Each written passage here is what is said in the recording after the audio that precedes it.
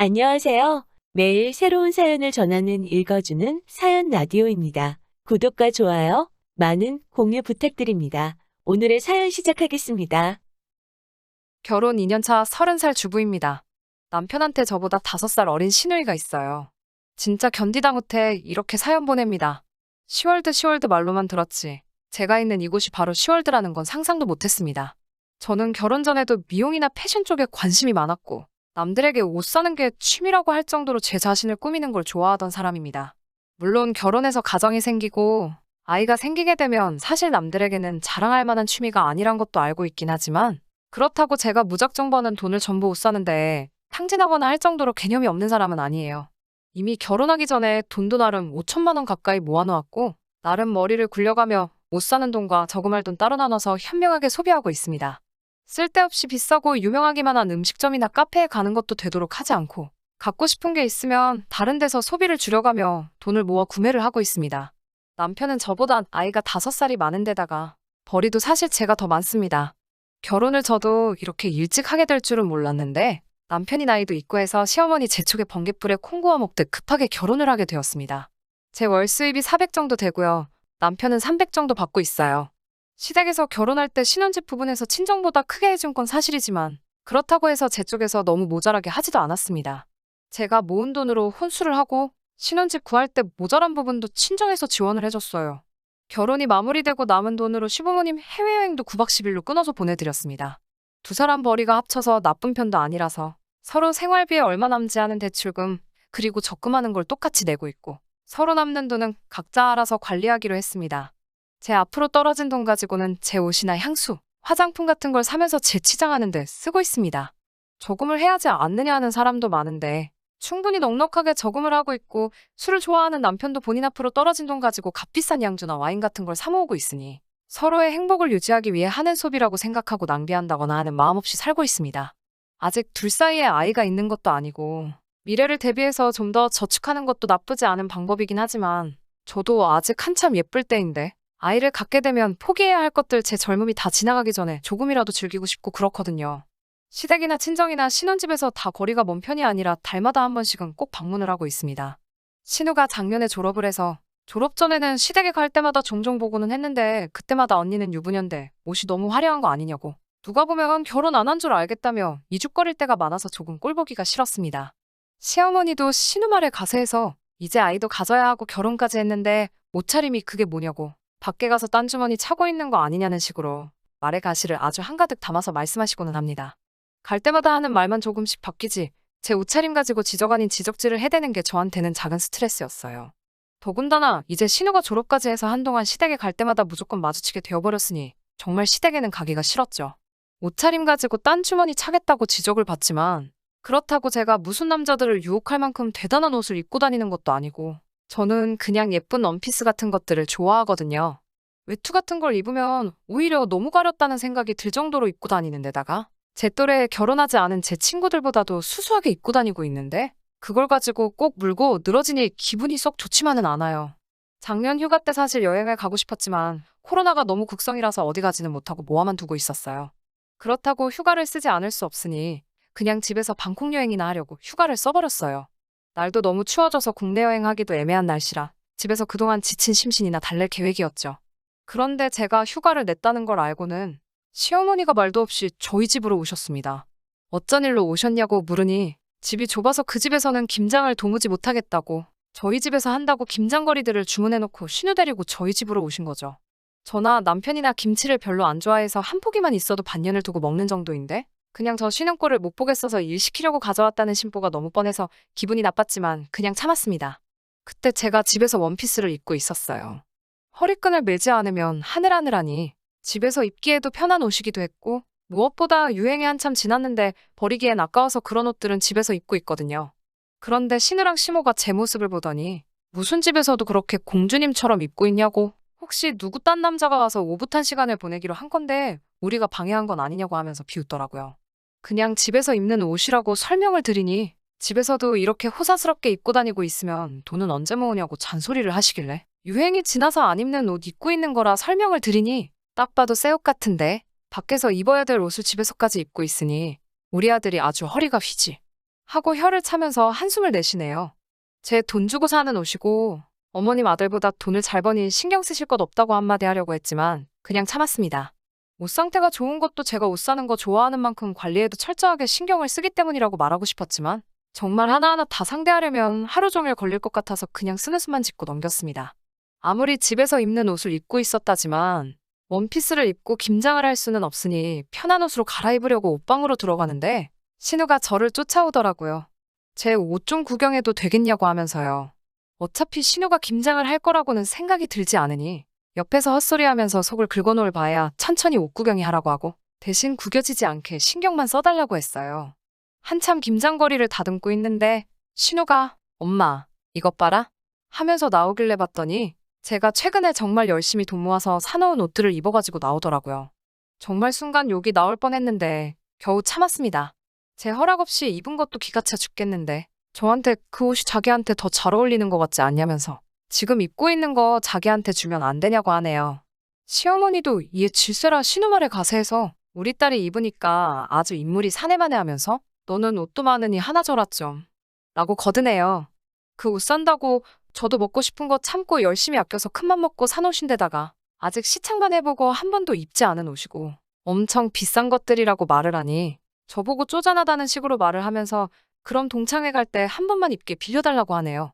제가 옷이 많은 건 사실이지만 신우한테 옷을 빌려줘야 하는 이유도 모르겠고 그리고 저는 옷 입을 때 옷태를 신경을 많이 쓰는 편이라 나름 몸 관리도 하고 있는데 신우는 저보다 살집이 조금 있는 편이거든요. 허리 부분이 이미 벌써 터지려고 하는 것 같은데 잘 어울린다고 하니 어이도 없고 아무튼 그냥 무조건 안 된다고 했습니다. 시어머니가 저보고 참 씀씀이가 박하다고 하면서 똑같은 걸로 사줄 테니까 다시 벗어서 걸어놓으라고 하는데 신우가 시어머니한테 엄마 이거 외투까지 다 합치면 200만 원 정도 할걸? 이라고 일러 바치듯이 이야기를 하네요. 시어머니는 그 말을 듣고 무슨 천조가리를 200만 원이나 주고 사냐고 돈이 아주 썩어나냐고 잔소리와 구박을 시작하셨어요. 저도 참다가 너무 화가 나서 한마디 쏘아붙일까 하고 있는데 마침 남편이 퇴근하고 들어오더라고요. 남편 앞에서 시가족들이랑 싸우기도 그렇고 참고 있으니 너무 억울해서 저는 그 길로 방문 쾅 닫고 들어가 버렸습니다. 밖에서 남편이 무슨 일이냐고 하고 있고 시어머니는 제 방을 향해서 저것 좀 보라고 싸가지가 아주 더럽게 없다고 뭐라 하시고 있고요. 김장하러 왔는데 자기들도 기분이 나빠서 내일 다시 와서 하겠다고 김장하던 거 그대로 두고 집으로 돌아가셨어요. 남편이 방으로 들어와 무슨 일이냐고 이야기하더라고요. 남편만큼은 제 기분을 이해해줄 것 같아서 자초지종을 이야기했는데 남편도 이야기를 듣고 나서 인상을 팍 쓰더니 아무리 그렇다고 시어머니한테 행동이 그게 뭐냐고 그리고 그까짓 거 그냥 주고 새로 사 입으면 되지 그걸 가지고 뭘 그렇게 치사하게 구냐고 그리고 자기도 제가 비싼 옷 그렇게 사 모으는 거 썩 좋아 보이지만 않는다고 과소비하고 있는 게 틀린 말은 아니지 않느냐고 하면서 뭐라고 하더라고요.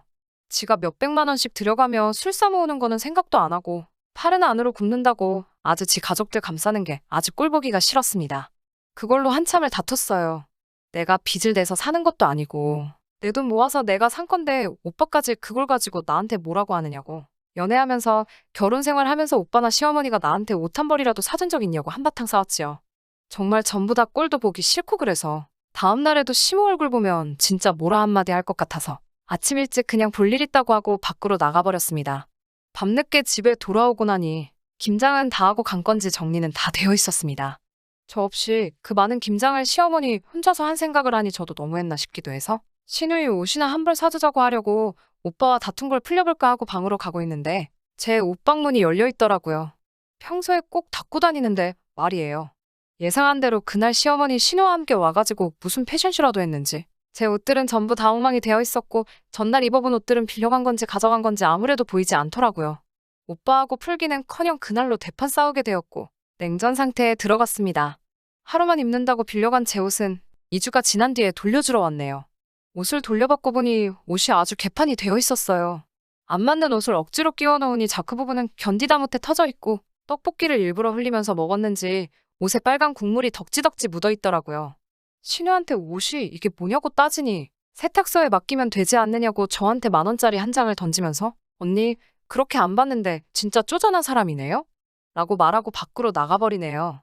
돌아가는 신우 붙잡아 이게 무슨 경우냐고 한바탕 하고 있는데 남편이 쫓아나와서 한다는 말이 옷이 입다 보면 망가질 수도 있는 거 가지고 애한테 성질을 내고 있냐며 끝까지 동생 편을 들더라고요. 저도 참을 만큼 참았습니다. 신우가 제 옷 훔쳐가는 것도 싫고, 시모가 신우 빈정대는 거 거두는 것도 싫고, 남편이 지들 가족만 챙기고 편드는 것도 전부 다 싫으네요. 어떻게 다시는 저한테 이딴 짓 못하게 확실하게 한 방 먹여줄 방법이 없을까요? 이젠 더 이상 참을 수가 없네요. 후기 보내드릴게요. 여러분들이 나눠주신 의견 전부 감사히 받았습니다. 남편이 가족들 편들면서 서운하게 한 것도 있기는 한데, 그렇다고 무작정 이혼하라고 하시는 의견은 조금 아닌 것 같아요. 물론 남편이 시가족 편드는 게 이번 한 번만이 아닐 거라는 의견도 10분 이해는 갑니다만, 애초에 신우가 제 옷을 입어서 망가뜨렸다는 이유가 이혼 사유가 될 것 같다고 생각하지는 않아요. 고부 갈등도 이혼 사유가 된다고들 설명해 주셨는데, 사실말을 조금 밉게 하고 심보가 고약해서 그렇지. 김장한 것만 봐도 저 일 시키는 거 좋아하시지만 또 제가 없으면 없는 대로 할 일은 다 하시는 편이에요. 그냥 저는 이 사람들의 못된 버릇을 한번 고쳐주고 싶다는 생각밖에 없네요. 그래서 눈에는 눈, 이에는 이 작전을 실행하기로 했습니다. 남편이 집을 비우기만을 기다리던 저에게 기회가 왔어요. 남편 회사에서 연말 회식이 잡히게 되었습니다. 밤이 새도록 술을 마실 거라고 저한테 이미 외박 허락도 받더라고요. 연말 회식 때문에 남편이 외박을 하고 들어오기로 한 날, 저는 집에 제 남동생을 불렀어요. 제 동생은 요리 공부를 하고 있었고, 동생을 부를 때 우리 집에서 망연회를 열어줄 테니 같이 공부하는 사람들 전부 다 데리고 오라고 했습니다. 동생은 제가 시킨 대로 사람들 여러 명을 데리고 오기는 했는데 진짜 들어와도 되느냐며 눈치부터 보더라고요. 제가 걱정하지 말라고 매형은 내일이나 돼야 들어오니까 공부하느라 힘쓰는 학생들한테 이 누나가 대접 좀 해주고 싶다고 하고 안으로 들였어요. 그리고 그 앞에 남편이 수집한 술들을 전부 다 꺼내놨죠. 동생한테는 저 와인을 써서 프랑스 요리를 해달라고 했어요. 요리를 해달라고 꺼내놓은 와인은 남편이 벼르고 별러서 몇 달을 기다려서 300~100만 원짜리 고가의 와인이었습니다. 동생도 대본에 알아보고 이걸 요리하는데 쓰라고? 진짜? 하면서 놀라고는 그냥 마셔도 아까운 걸 왜 그런 데다 쓰냐고 하더라고요.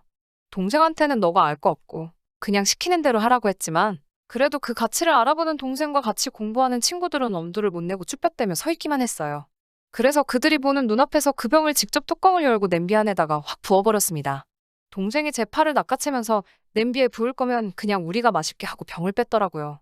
처음엔 다들 눈치 보면서 마시지를 못했는데 제가 진짜 버릴 것처럼 행동하니 한 잔 두 잔 맛보기 시작하더라고요. 다들 술 맛이 좋다고 감탄을 했어요. 저는 술을 잘 모르는데 비싼 술은 그만큼 값어치를 하는가 봐요.